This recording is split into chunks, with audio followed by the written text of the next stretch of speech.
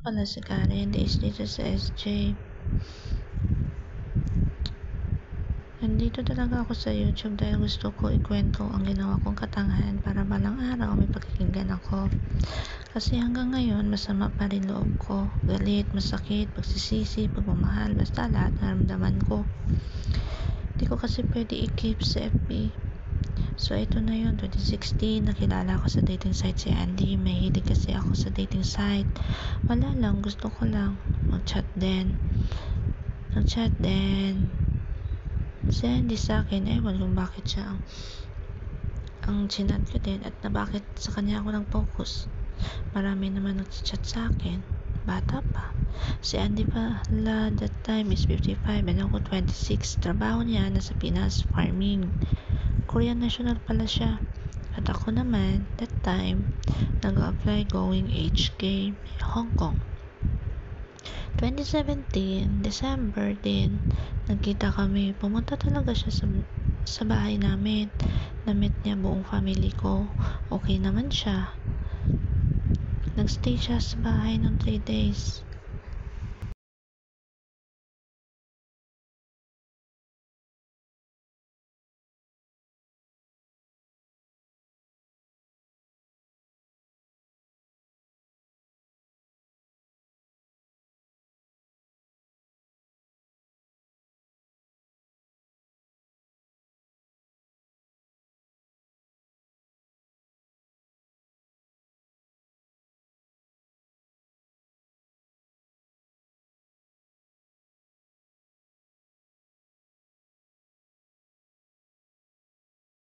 After a month, nagsama kami. Dalawa, okay naman, simple life lang. Kaso September 18, umalis ako punta ng HK. Laki kasi ng utang ko, ayaw ko rin na siya magbayad. Kaso, di ko rin matapos contract ko dahil sa kanya. Mahal ko kasi siya, kaya siya pinili ko. Di madali buhay ko sa piling niya ha. Sobrang hirap, pero kinaya ko para sa kanya at sa pangarap kong makapamilya. Malaking tanga, diba? Kasi yun mahal ko siya. Kaso ngayon, eto ako nasasaktan. Laging umiiyak. Simula nung iniwan niya ako. Kasi hindi ako ready.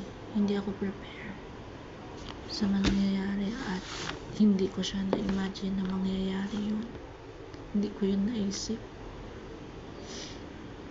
Kaya eto. Kaya one reason kung bakit gusto ko itong ikwento. Kasi wala naman makikinig sa akin nito kapag ikukwento ko eh. Kaya dito na lang. At least kayo, kung gusto nyo magtinig lang naman,